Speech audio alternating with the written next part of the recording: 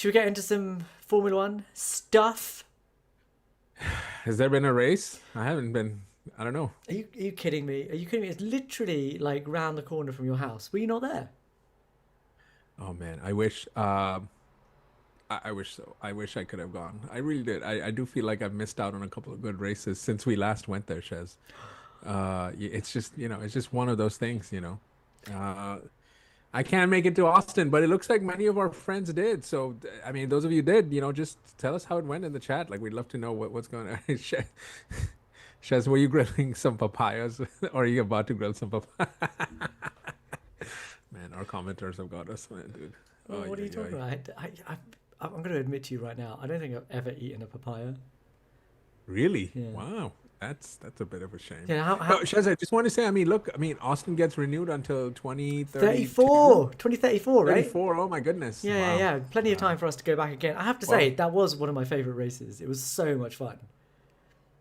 what do you think? At this rate, do you think F1 gives us a media pass at some point? Like, we only need like, I mean, maybe a million more subscribers or something. it might be 2034 by the time someone notices that we're yabbering away down here. Oh man, but But not what a just us, race, huh? hopefully What the do we rest of think? the community as well. Yes, it was a great race, and I think this was not just a fun race. I have to step that back a little bit because was it actually the most exciting race we've seen this season? Probably not. But it does seem to follow a trend that even really good tracks at the moment are really difficult to follow at. There's been so much convergence of the cars and so much focus that every team has put into outwashing their front wheel wake that nobody can seem to follow, even at a track as amenable to overtaking as the Circuit of the Americas. But it was an eventful weekend, if nothing else. Most of the action seemed to happen at turn one, lap one. But there are some big news items that we do need to talk about. The first one, Ammar, is the Drivers' Championship. And Oh, I kind of want to break this down a little bit into three people and two teams. You're going to know who I'm talking about, but wow, shocking. it is important. Um, so let's start with Max because I think Max is very, very interesting right now, and I want your take on it. I'm going to give you some numbers, right? So Max Verstappen, after the Dutch Grand Prix 2025, had a grand total of 205 points. Oscar Piastri, at that point, had a grand total of 309 points. That is a 104-point difference between the two Wow. drivers. I mean, Do you know what the difference is now? like 40 points. 40 points. Yeah. Wow, look at me, man. I came prepared today, Shez. But Look at that. check this out. This is what I think is even more astonishing, right? Is given what McLaren have been like this season, their utter domination, Um, getting one twos right, left, and centre between Italy and Circuit of the Americas. Max has scored, wait for it, 101 points. Right, wow. that's what races is that? That's Italy, Baku, Singapore, and Austin. Four races. He and one sprint. He's made 101 points, and in the same amount of time, Lando Norris has scored 57 points, and Oscar Piastri, market leader. No, sorry, that's the wrong podcast. Market lead. Oh my God. Wrong Even podcast. that. Championship leader is on 37 points. 37 points in the last four races. But Max has scored 101 points in a car that in the middle of the season, let's not forget Hungary, was lost. So, two questions. How awesome is Max doing at the moment? And how likely... yeah. Such a trap Yeah, question. obviously, that's what this channel is. And how do you rate his chances of making up those points and beating one or either of the McLarens to the Drivers' World Championship 2025. Go. Shez, I feel like the answer to the first question is Max is awesome, right? Like there's no, we can't do nuance, can we? Or can you allow me to do nuance without getting completely, whacked in the comments? Like, do you think what do you think is going to happen? Like, Shez, come on. Look, y- Max has been great. I mean, he has been amazing. He has dominated, right? And I think one of my reactions at the end of this, and we'll talk about this more in a little bit, but at the end of this weekend is if Max keeps winning like this, it doesn't matter who McLaren supports because if he qualifies on pole, there's no way you can beat him off the line no matter what you do. And that's the end of the story. Like, I mean, one of the sad things and the beauty of this season, depending on where your allegiances lie, is the fact that essentially most races are done at the end of the first corner. Like that's pretty much it. Now, sure, we haven't had the extenuating circumstances like a safety car impacting the race or even rain or stuff like that just yet. Now that could still be in place for the next five odd races. But at the moment, there's been nothing there. So once you're off the line and you're in clean air, that seems to be the formula. Because I remind you that even George Russell won in Singapore, a track that you could have argued wouldn't have been kind to Mercedes given their past form, right? Warmer weather, all of the above. I mean, they would certainly couldn't have been favorites. You would have said that McLaren on just the results from the year before would have been straightaway winners. And it seems like if you can put your car on pole, you can do a good job of managing the tires. It's not easy to overtake. I mean, one of the things we saw in this race was that even though Lando was quicker, he really couldn't get past Charles until what is it, like two laps left in that particular stint for Charles. Like at that point, his tires were so toast that it didn't even matter what he was going to do, right? But the reality is that what we're seeing is also a visual manifestation of what these cars are. So yes, of course, Max is You great. do There's have to nothing still to stick take that away from car it. on pole though, right? Like He to be did. able No, to absolutely. to be This is able what I'm saying. Yeah, no, to finish first. Apparently, you have to start absolutely. first too. Yeah, yeah, Not no, quite no, what Murray Walker said. So 100%. I'm not so suggesting that at what all. about that side of Max's performance? Because like all of it, That's as you always say, is all encompassing. It's not just about Saturday. It's not just no, about Sunday. All of it is a grand performance. So if you had to put but all of that's that where you can together, give him the most credit, right? You can give him the most credit. Whatever they've, one of the reasons also we should add is that McLaren gave up on developing this car far more earlier than evidently Red Bull and Mercedes are, and they still seem like they're developing the car. So I think the big question is not even necessarily for the drivers. Like, is McLaren actually, yeah, have they done the wrong thing from an overall strategy standpoint for this season, right? Because it does seem like once Red Bull kind of figured out what to do with their front wings and every development they've brought in since then in the hands of Max, it seems, and even Yuki did pretty okay, I would say, all circumstances told in the end. So it does goes to show you what development within the season means. And of course, it's not one thing or the other. It's the sum of all these parts that make it happen. But really, I mean, the driver is the catalyst for all of this, and there's no better catalyst than Max. So how could you be anything but in awe of what he's doing? And whether he wins or not, Chess doesn't matter. He's made the season interesting already. So there's that. For me, that's quite amazing. yeah, it's interesting that everybody is a Max fan right now. I I need to wax lyrical at least a little bit about what Max Verstappen is doing right now.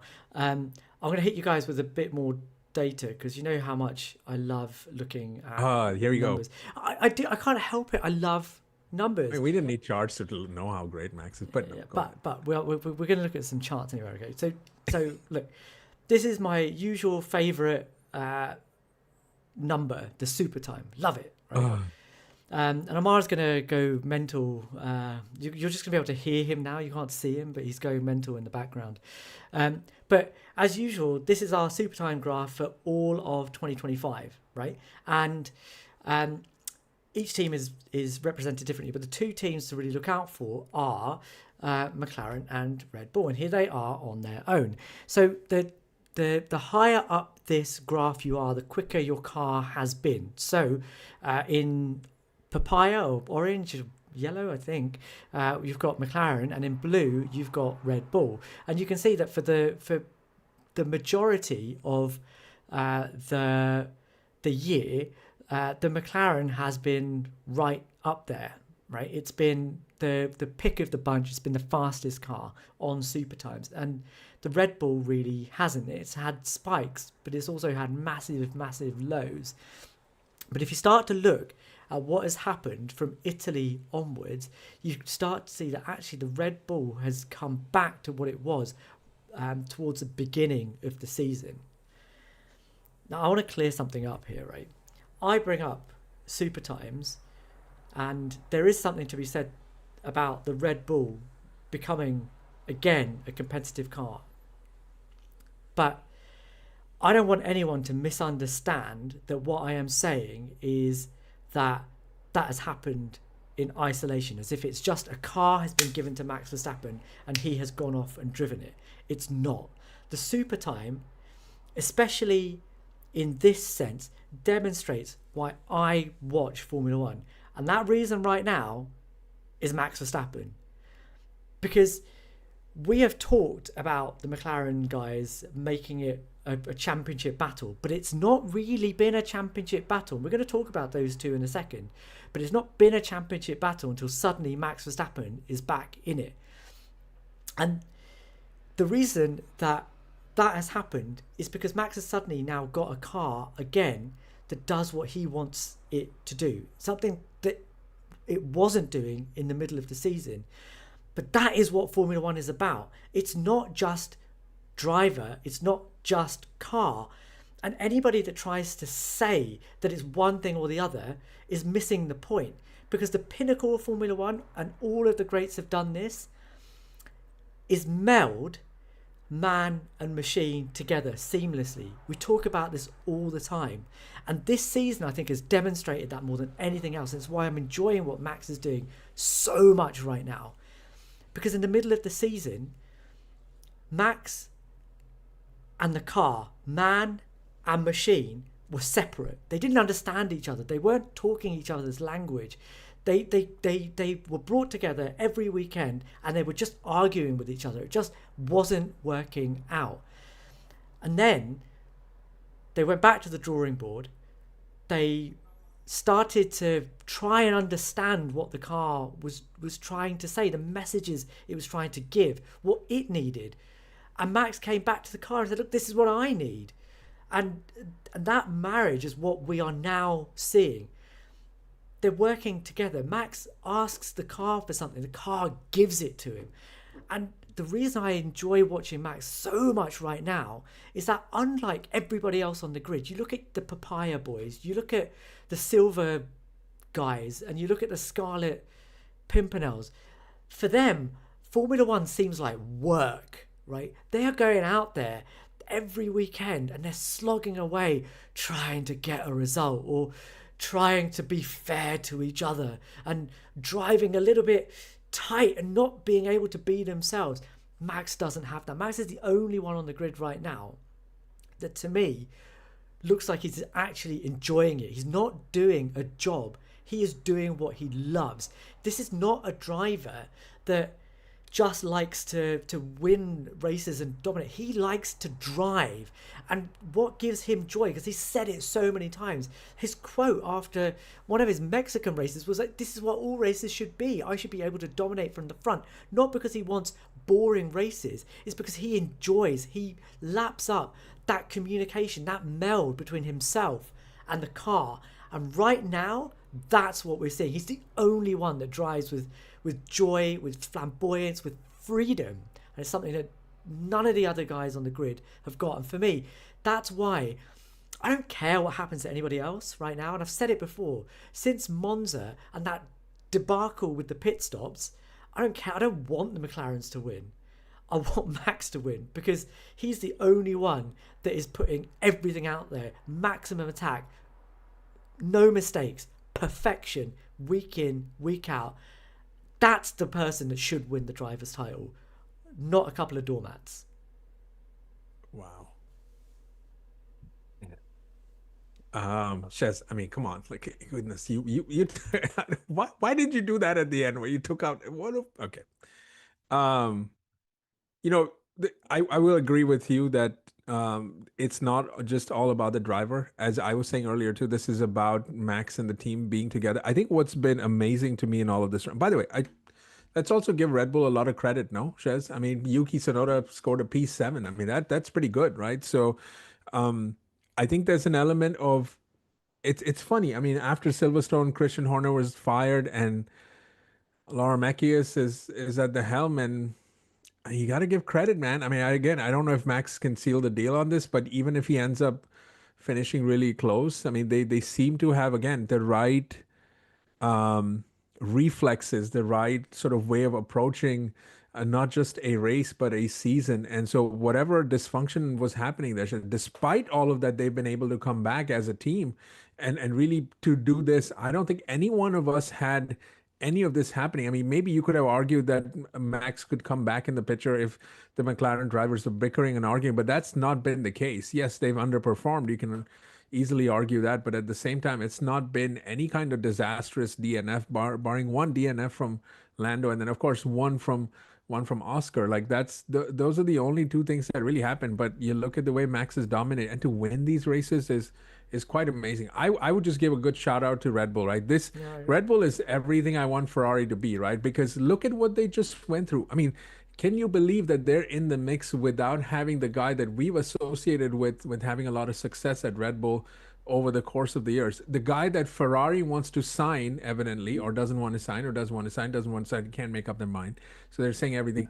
But look at what they've built there to withstand really just the season being lost. And sure, they are taking a little bit of a risk though, right? I mean, I think the math here is give Max the best chance that he can to secure a fifth, because next year is probably also not looking good in some ways. I mean, I think this is a little bit of an admission too. So I would just like for us to like temper down the whole praising of Max, not because I don't think he's great. Of course, whoa. he's one of the greatest. I'm not saying that at all. I'm just saying that the fact that Red Bull are continuing to develop the car when McLaren have long given up on that also has something to do with it. It's Yeah. also the reason why Mercedes. So there's a confluence of events, right? No Yeah. one thing has triggered this all. There's also been mistakes on McLaren's part with the way they're executing on weekends. There's also been mistakes on the part of, I mean, if you want to call it how they're executing papaya rules. The drivers themselves have made a mistake. I mean, good God, no one asked Lando or Piastri to crash in Baku either. I mean, if not for that, he would have been leading by more than 40 points. It could have been 50, 55, something like that. It wouldn't have been this crazy bad. So I think the pressure I is don't definitely. disagree with that, but that's what I mean. Like when we say that Red Bull have improved, they have improved, right? Since Monza and the floor update there, and the iterative improvements on the front wing, something that McLaren have not done. I think I read somewhere that they have not actually brought an update to this car since April, and Correct. there's a variety of factors for that as well. But this is again. I think it's not.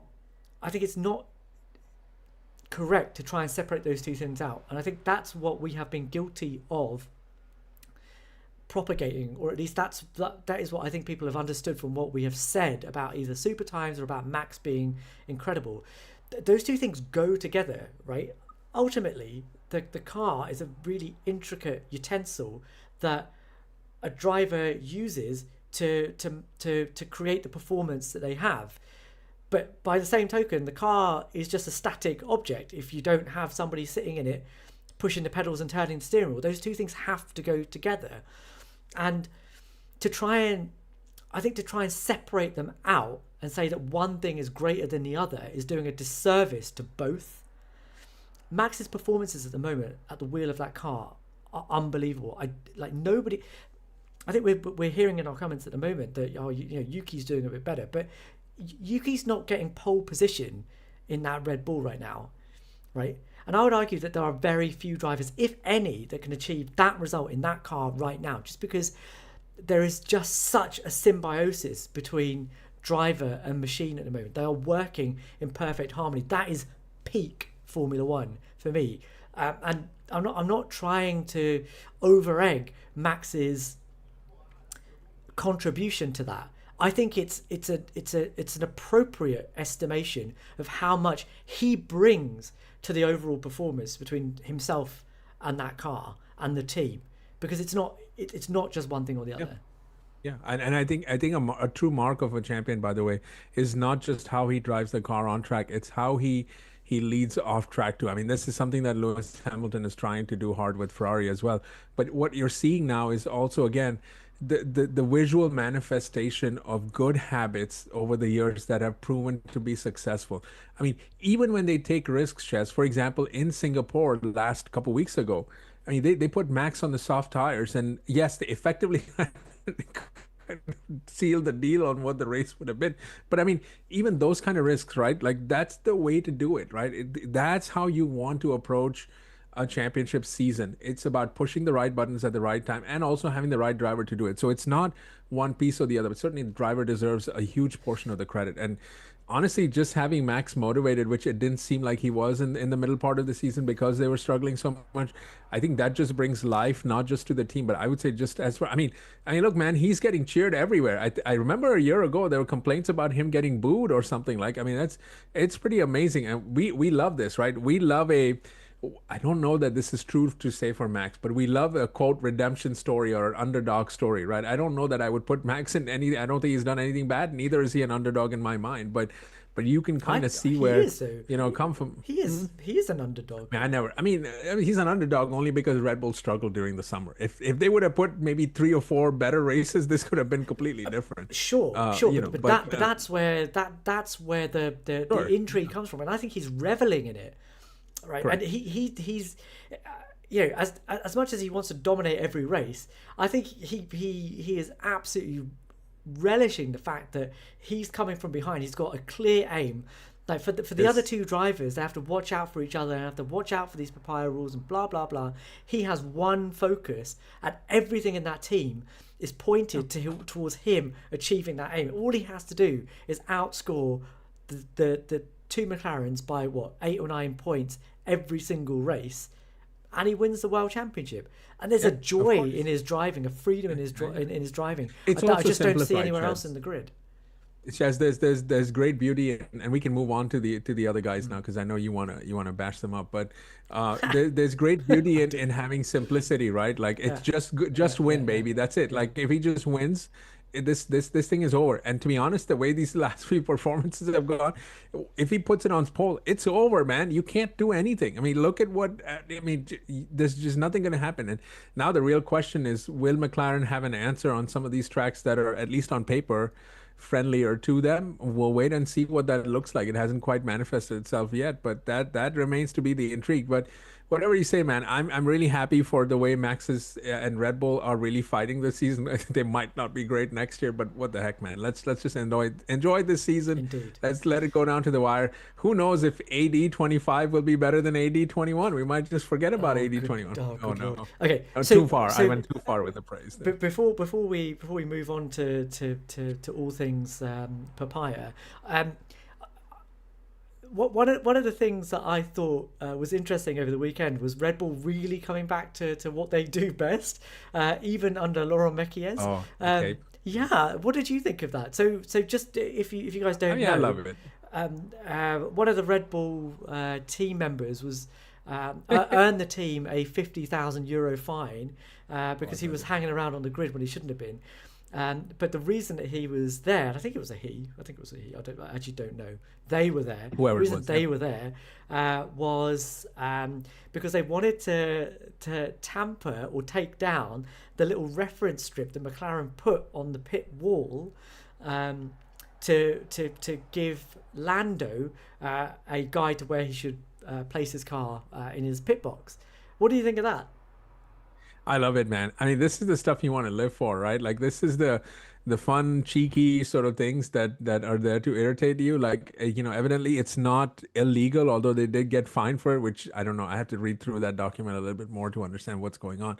But the reality is, this is the fun thing about having a closely fought championship that's not intra-team, but that's intra-team, not inner-team, right? Like that's what you need. This is what you need to see happen, where this kind of again reminds me a little bit of 2021, right? And the beauty of what's happening now is Max is the hunter again. Like that's the beauty of it. And then he's playing mind games with both of them. I mean, one of the guys cannot even manage to put his car on the podium anywhere for the last couple of races. So like, I don't know what to do with that, but it's I love it. I'm there for all of it. Do you like that, or you think that's too much?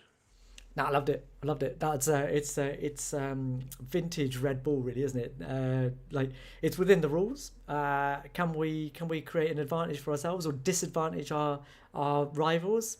Yes, we can. Let's do it. And yeah, you could look at it and be like, oh, it's a bit dastardly, it's a bit mean, isn't it? It's not very sporting, but like whatever. Like, Wow. oh, you like that, did you? But like I whatever. love the That's the expression. that's the name of the game, right? Like every little bit of performance that you can get, whether that's improving your own performance or dulling down your rival's performance, is winning you a championship. So yeah, hell yeah, go do it. But I thought it was a nice, again, it's a nice little thing that shows you that Red Bull are back to themselves, because this is something that is just absolutely what Red Bull would do, to try and gain a bit of performance. All right, let's talk about the other two drivers, right? So Charles? let's start with no. We should talk about Charles, but let's quickly talk about Lando and Oscar. Why don't we talk about them in that order, or can we even separate them? Because for some reason they become one giant amorphous mass. They are just the McLaren drivers. Um, how did you rate Lando this weekend? How do you rate his chances going forwards? How do you think he's performing? I think Lando did well. I think that it was pretty clear that no one was catching Max. I think that even if Lando had managed to clear Charles earlier through the race, I don't think he was catching Max. I just don't think. I think what we've seen now is quite clearly if you're running in dirty air, particularly on tracks where it's hot, I think you're just it's sort of a double dose of trouble, right? So could Lando have had enough pace to kind of get up there with Max? Could they have done something with the pit stop strategy? Yeah, maybe. There's a possibility there, so you can't rule that out completely. But I would just say on pace and on merit, I think that the race was won on Saturday when Max kind of got that. And also it's really hard to unsettle Max. Like I haven't seen any driver sort of be able to take him off in turn one, barring that second race or third race of the season in Saudi, yeah, when the season was young and it was a different deal altogether. So I think Max has got that pretty bad. So I thought that Lando did pretty good for his chances. He put some distance again between him and Oscar. I think did he gain a net 10 if I'm correct, right? Um, and I think he's doing exactly what he needs to do. I know that I mean I'm sure like if you were a Lando fan, you'd want him to have made even more ground, but for a moment there, it didn't look like the McLaren was going to be able to pass the Ferrari, and that's again what you need evidence for is look, even the tire offset with Charles couldn't really help him until the very end of Charles' stint. So that's kind of where you at with these cars. So he did pretty good. He put it on P3, P2, and one came P2. That's all he could have asked for. And look, he's still gaining on Oscar, which is all he's got to look Yeah, forward, not yeah. Charles really didn't want to get past it. There seems to be a bit of a trend in the recent few races now where Lando's sort of slight pace advantage is really starting to show. And in Austin, it was quite a chasm. He was about 3/10 quicker in both sprint qualifying and main qualifying versus Oscar Piastri. And that has slightly been against the run of play for the whole year. But as you say, he had a great weekend actually in terms of what he could squeeze out of that car. I think he got the most he could get out of it. Maybe not in the sprint, but there were other things going on in that particular race. But actually, I think Lando presents a slight dilemma for McLaren, right? Um, and it's because he is now in the ascendancy at a point where actually they don't need that distraction. They don't need the driver that is trailing in the drivers' championship to suddenly be doing a lot better than the driver that is leading the world championship, because they've got Max coming at them at the same time. I know you're shaking your head, but we'll talk about team orders in a minute. But I think since Zandvoort, when Lando's engine sort of went pop, there's been a subtle but noticeable change in how he goes about his racing. He said, look, after Zandvoort, look, it takes all the pressure off me. Now all I can do is go out there and try and win every race, right? I don't have to drive encumbered by, I have to protect the championship lead. No, for me, it's just about hunting down the other guy. And I think, whereas at the beginning of the season, and even last season for some reason, when he was massively an underdog, there was no way he was going to win that championship. He seemed to tighten up and drive within himself and make silly mistakes. You know, you look at Jeddah this year, and you look at Canada this year.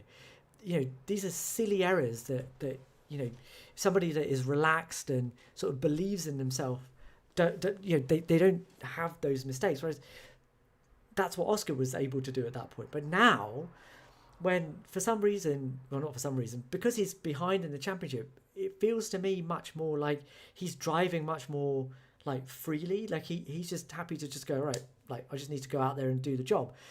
Jenny Gao, I think, interviewed Lando after the race and said, you know, were you trying to be a bit more cautious in that race? Were you trying to, you know, thinking about your championship? And he said, no, I was just out there trying to do the best I could. I was out there trying to win the race, and I wasn't quick enough to get past. You know, it took me ages to get past Charles. I probably wasn't quick enough to get past Max, but I wasn't thinking about the championship. I just wanted to do the best that I could, and that's all I was thinking about. And there seems to be a freedom in his driving now that we haven't seen for a while, and it's good to see. You know, it's nice to see it.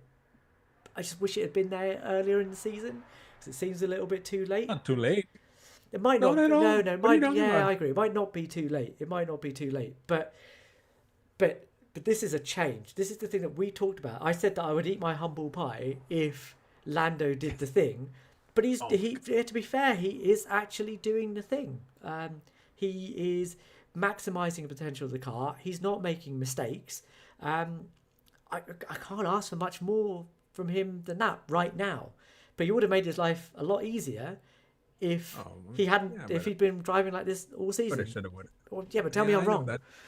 No, you're not wrong. But the point is, well, I mean, you might have to eat that humble pie. That's kind of what I'm rooting for personally. Like I've certainly become interested in the season now to see humble pie being eaten on our show. What does that even look like? Does anyone ever eaten humble pie? Were you going to put papaya? I don't know. We'll have to put papaya in it. Papaya pie? Well, yeah, that's a great idea. I'm sure our viewers will come up with a great idea to make your all-encompassing humble pie, which I believe now will have papayas in it. You know, again, just like with Max Shez, there's great power in simplicity. Once what happened in Holland, that was it. Like he knew the math is stacked up against him, and Lando has done a fantastic job. I mean, he has been in Oscar's head too. I mean, look, one of the things we always hide behind with the Singapore papaya games and all of that is, I mean, yeah, okay, McLaren maybe. I mean, if you really want to argue, maybe should have penalized him or whatever. But the reality is he got beat. He got beat pretty good, and then he put the car in the wall in Baku too. Like, so I mean, there's an element of that Lando has an advantage over. You do love that Baku crash. I do love. I mean, there's Baku and Piastri for me are sort of a interesting. Yeah, I mean, you've latched on to the one big mistake Oscar made. But it is a big mistake, Shez. He went straight into the wall. But I mean, you're acting like, I mean. But Lando went into the wall in Jeddah. Yeah, but I mean, come on, Lando Shez. went into his teammate in Canada. 7 races ago, you were ready to crown him as the next coming of a great F1 champion. Like we're far from that now, aren't we? Now look, he might come back and still win races. But yeah, I mean, we talked about recency bias pre-show. But anyway, sorry. We did reflect. The point now is it's simple for Lando. He's still behind. He's still gonna have to be what he's gonna have to be this year is what he couldn't be last year, which is be decisive, be a little bit on the edge in terms of taking risks. And last year he was going up against Max, and I think there's something there to have learned from that experience that can translate for this year.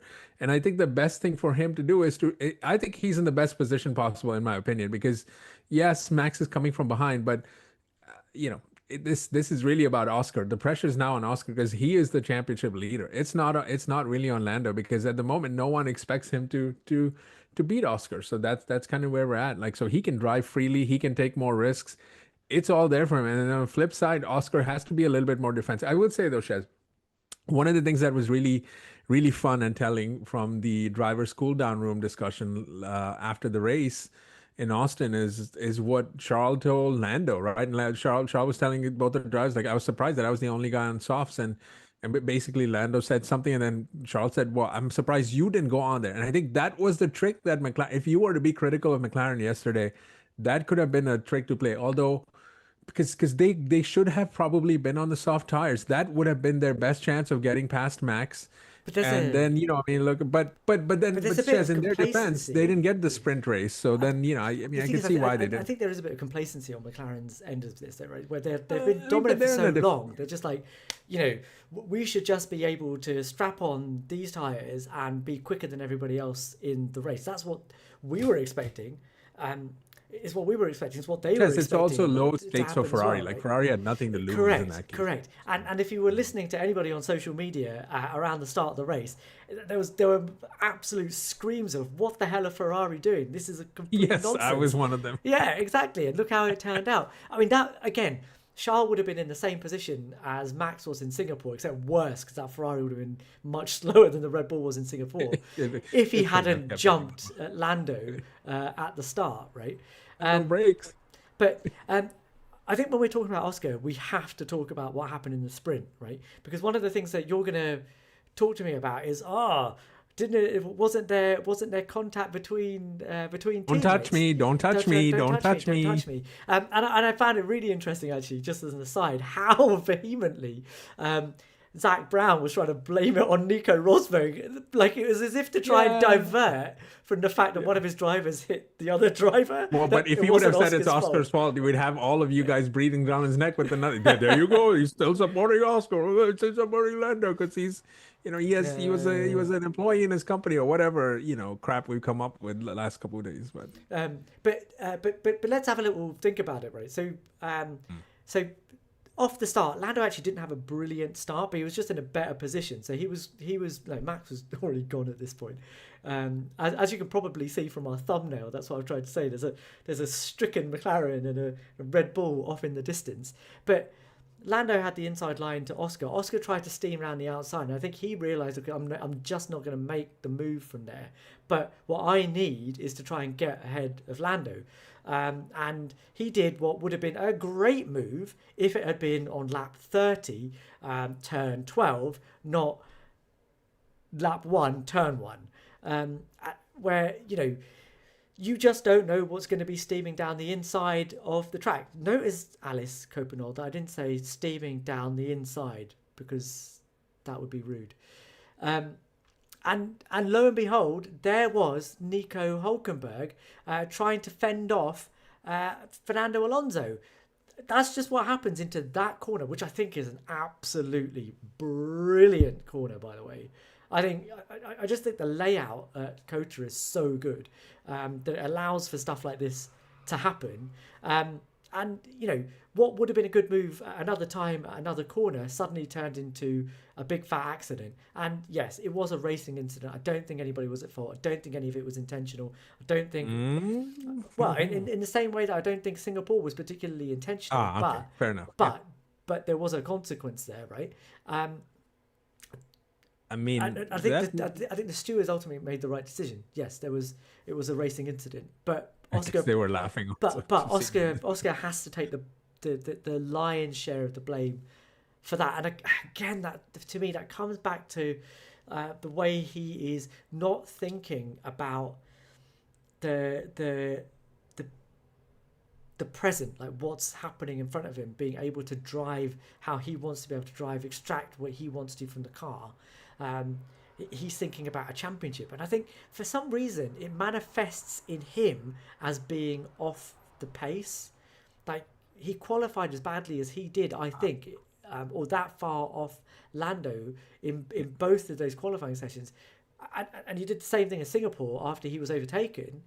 He seems to lose pace. Like, that's how the pressure manifests itself in him. Like he starts to withdraw and really doesn't want to make any mistakes. It's weird.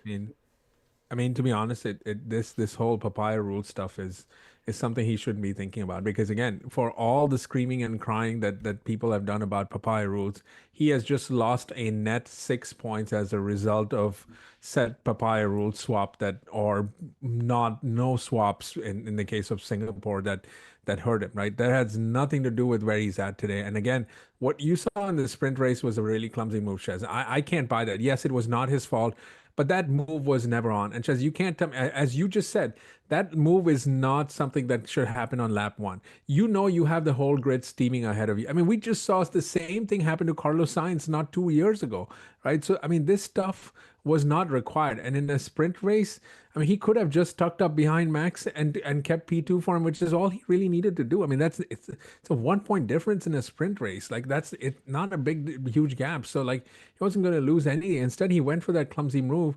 And I would argue that's a lot of bad luck for Lando because it was not his fault by any stretch of the imagination. I mean, in a way, he did himself, I mean, did himself no harm in that regard, but he gifted away 8 points to Max, whereas Max would have only had maybe a 2 or 3 point gain at most coming out of the sprint race. So I don't know, Shaz. This is again yet another exhibit in me not buying the evidence presented for McLaren sort of favoring Lando or Oscar because I think if you look back at the season and if he loses the championship lead and I guess championship by extension, this is just as much on him as whatever games or not so games McLaren would have played behind the scenes. He's really going to have to go back and earn it, and I think that he needs to get one win in these next couple of races, not just a podium. He actually needs a win.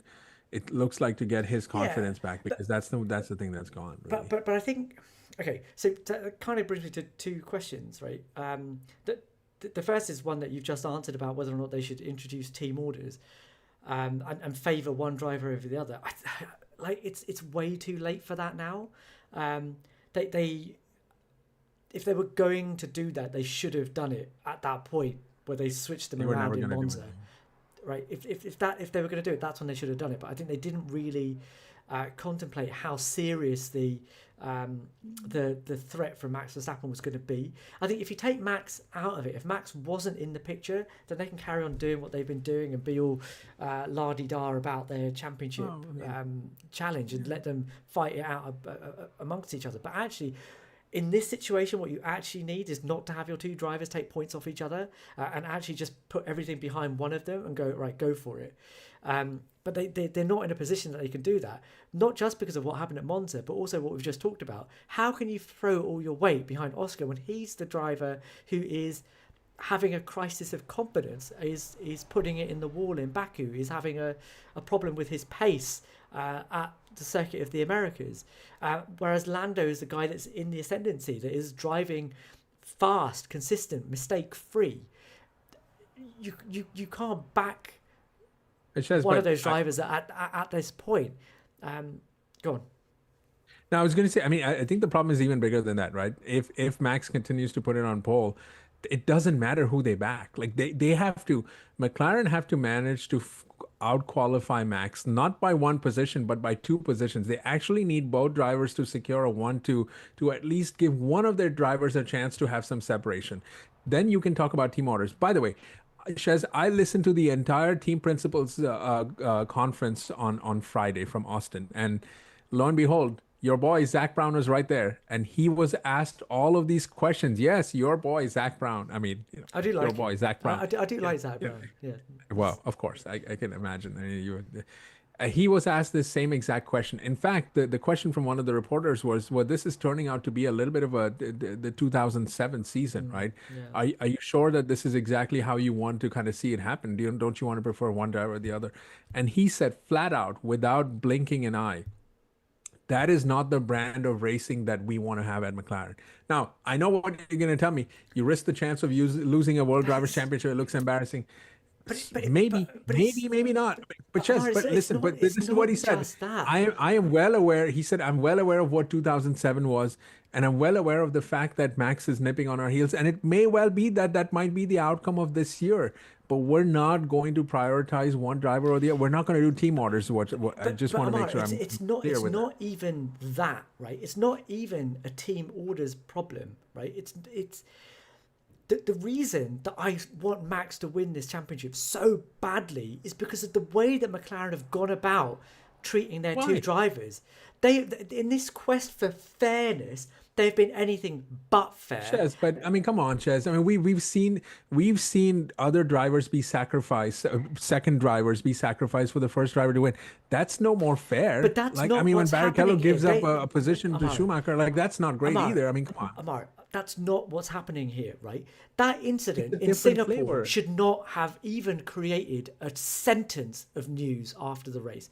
And yet it created a massive hullabaloo because the precedent that these guys have set is that they only want them to race each other when when there's no chance that they're actually going to catch each other. And even if the team has a slow pit stop, we have to correct that on track.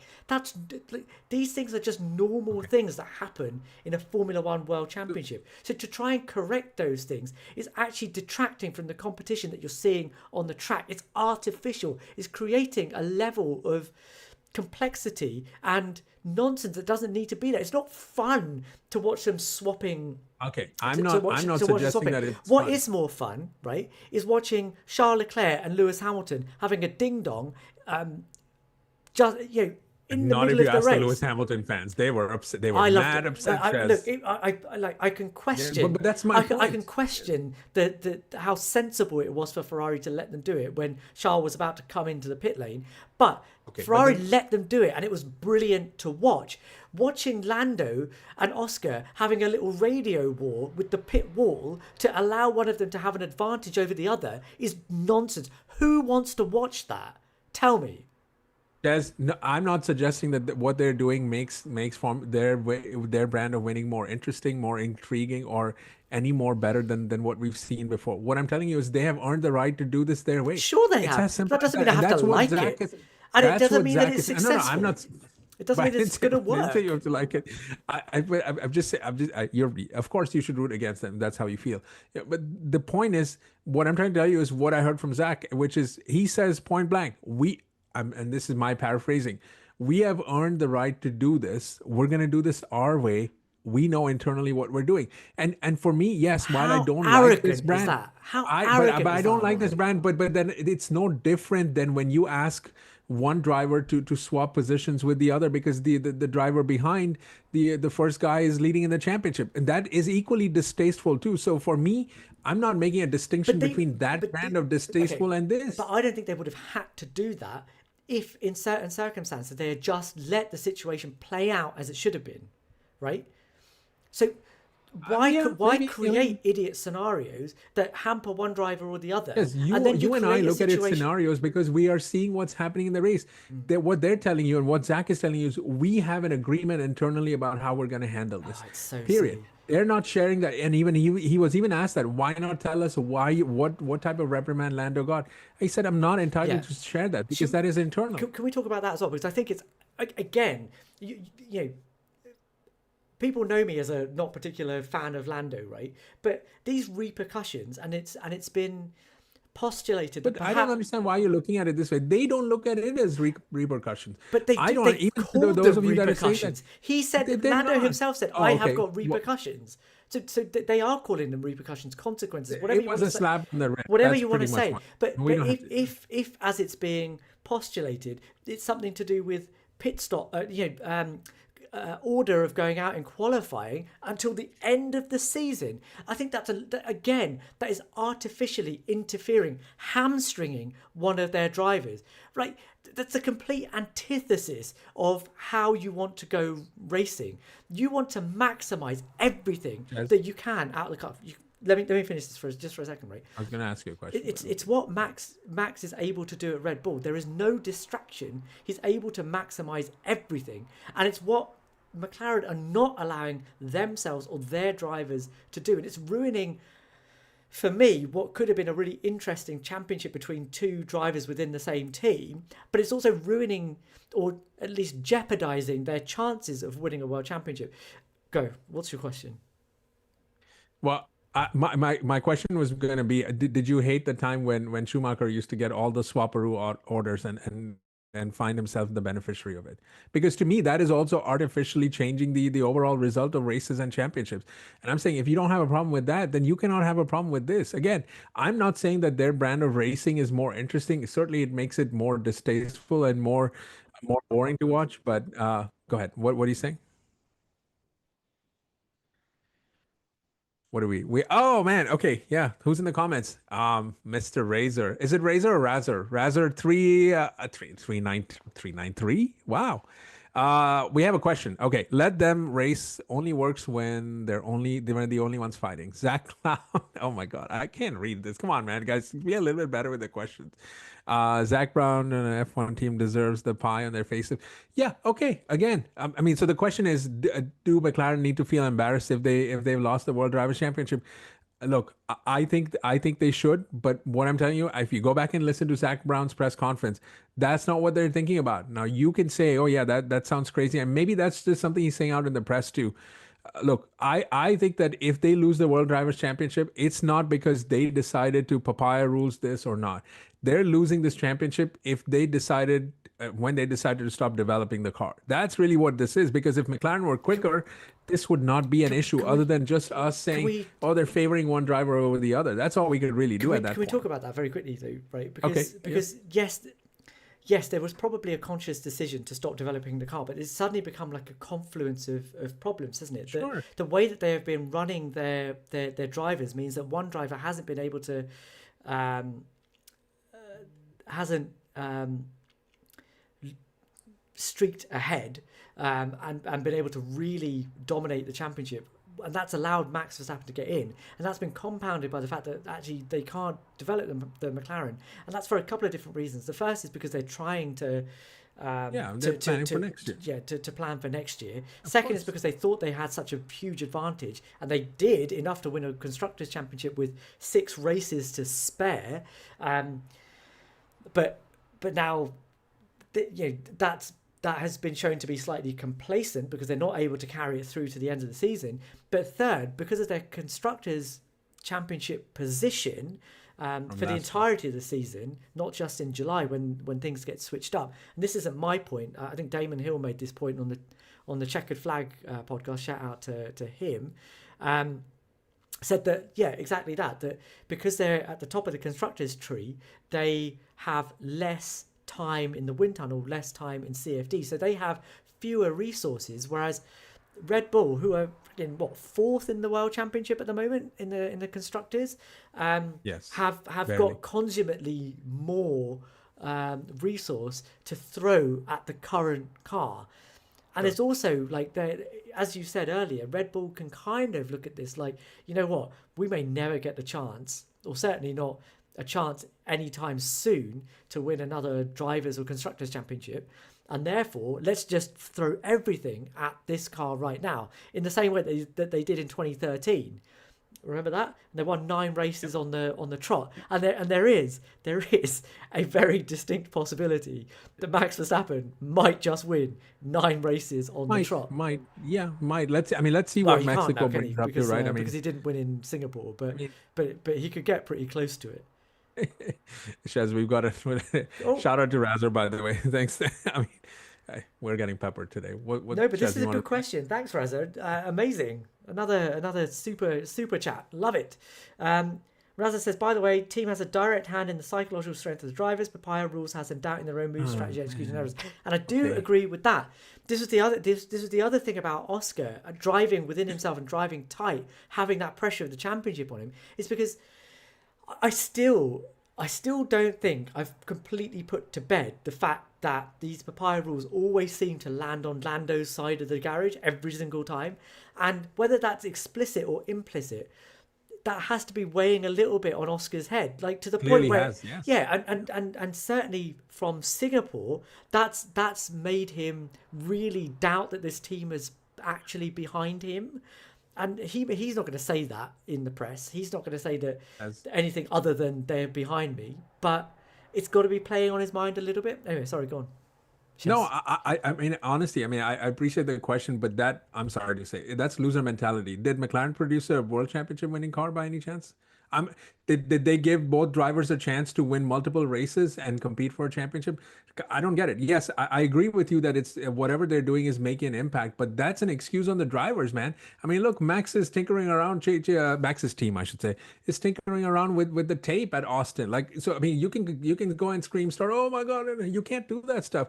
If you're gonna try to win a championship, you have to overcome obstacles both within your team and outside your team. It's as simple as that. We have to stop with this narrative of like, oh, the team is all of a sudden favoring Oscar. I mean, Oscar had a huge lead over Lando, like 25 points, whatever it was at one point, even more than that. Like, it's also up to Oscar to put the car on pole or put the car in P2B, have consistent podiums, even if he couldn't win races. It was on him crashing. I'm going to say it again, crashing in Baku. Like, nobody asked for that. And that was unforced error. That was a really bad. I mean, you could argue at least Lando's DNF was not something he could have controlled and lost 18 points to Oscar in that regard, right? But I mean, you can't do that stuff. You're going to have to overcome inter-teammate battles. I mean, what if you had two teammates, going at it each other as they did in 2007? They lost the title. They're giving both drivers an equal chance too. So that is the brand of what McLaren is doing. And I'm not here to judge. My only point with all of this is I'm not going to judge them on how they decide to go about winning championships, because guess what? They are producing a dominant car. The only reason they're not able to win at this point is because they gave up on developing this car way too early, and Red Bull, to their credit, decided to pounce on it. And this is perfect. Like, kudos, let's give credit where it deserves. But we don't need to do this thing where drivers are all of a sudden, because they're doing papaya rules and stuff, like they're going to stop winning or something. Nobody told Oscar, by the way, not to qualify in pole. No one said that. No one said, "Oh, Oscar, please qualify P2 so Lando can qualify P1." You just said they don't have a quick enough car. You just said that. But that's what I'm saying. That is not. But that's. But that isn't. That is not a telling the drivers not to qualify. That is a. We have decided as a team to stop developing the car because we're going to the new rule set. But where Oscar qualifies is directly. And by the way, Oscar was in the lead in the championship at that point. He was whatever point they decided, right? That he was there, and he's had a bigger lead since then. So it's not on them to do that. This is really up to the drivers. And look, Oscar has to take fair share of blame there too. The other thing, Shez, is these tracks have not been favorable to McLaren too. I mean, I know Austin has those high-speed corners, but it's also a very bumpy track, and McLaren doesn't do well under that. So let's wait and see. We're going to go to Mexico, probably slightly better scenario there, but then some of the back-end tracks could really work in their advantage as well. So just let's wait and see what happens. And I think that, given that we've been chatting for nearly an hour, is probably a good place to stop, because I do think, Ammar, that this shouldn't, at least from a McLaren point of view, be a desire to just run out the clock in terms of the races that are coming. Because as Andrea Stella said post-race yesterday, as reported by Autosport, McLaren have just as much chance that they are going to start winning races and extending that gap to Max Verstappen as Max Verstappen has of catching them up. So I guess we are in a very poised position. Watch Ferrari winning next week? I doubt it. Watch this space. As usual, please like, please subscribe, please leave us a comment. We'll read every single one. We'll reply to as many as we possibly can, and we will see you guys in the next one.